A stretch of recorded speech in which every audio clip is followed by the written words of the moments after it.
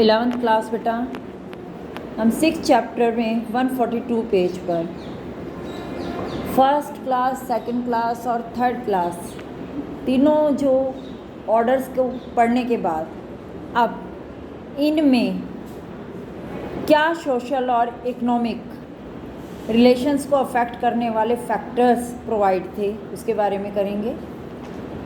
तो हम ये देखते हैं कि जो हमारी फर्स्ट और सेकंड क्लास थी उनके मेंबर्स ने जो भी सोसाइटी में सिस्टम था उनके लिए वो स्टेबल था, कोई भी उस टाइम में कोई ख़ास चेंजेस नहीं आ रहे थे।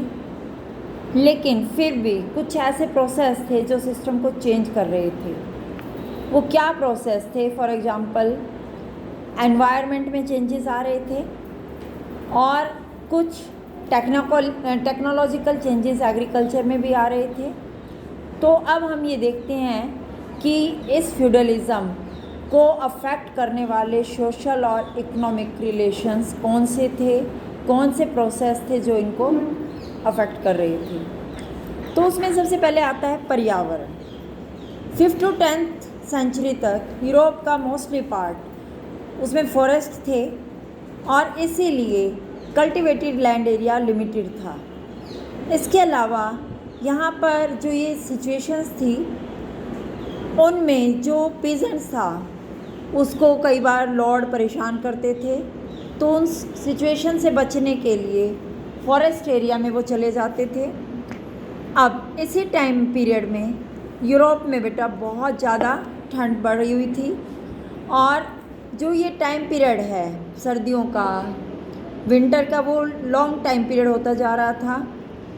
इसी वजह से क्रॉप्स का ग्रोइंग पीरियड वो छोटा हो रहा था और प्रोडक्शन कम हो रहा था 11th सेंचुरी में। लेकिन ये तो हमने बताया 5th और 10th सेंचुरी में। अब 11th सेंचुरी में कंपैरेटिवली जो वार्म सिचुएशन क्रिएट होनी स्टार्ट हो गई, गर्माहट का दौर शुरू हो गया, एवरेज टेम्परेचर इंक्रीज़ हो गया जिसका एग्रीकल्चर पर गुड इफ़ेक्ट पड़ा और अब एग्रीकल्चर के लिए पीजेंट्स को लॉन्ग टाइम पीरियड मिला।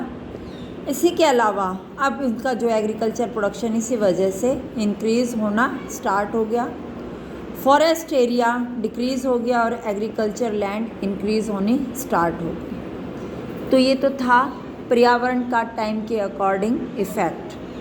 अब इसके बाद इसी में अनदर एस्पेक्ट आ जाता है लैंड यूटिलाइजेशन, भूमि का उपयोग। स्टार्टिंग में एग्रीकल्चर टेक्नोलॉजी प्रिमिटिव टाइप की थी, पुराने तरीके की थी।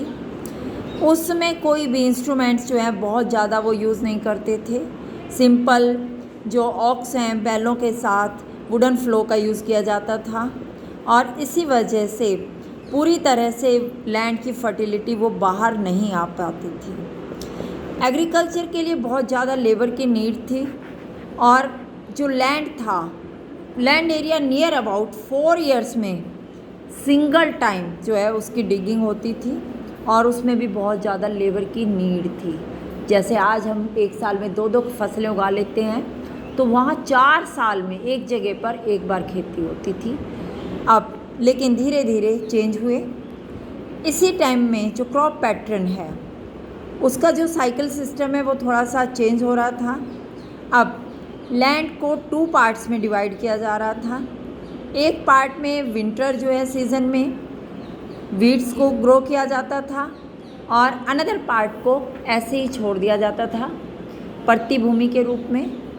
नेक्स्ट ईयर अब ये जो फैलो लैंड थी उसमें राई बोई जाती थी और दूसरा भाग खाली रखा जाता था और इस सिस्टम की वजह से सॉइल की फर्टिलिटी धीरे धीरे जो है ख़त्म हो रही थी, ड्राउट पड़ने स्टार्ट हो गए और एक लॉन्ग टाइम पीरियड का जो है माल न्यूट्रिशन सिचुएशन या ड्राउट की सिचुएशन वो इंक्रीज़ होनी शुरू हो गई।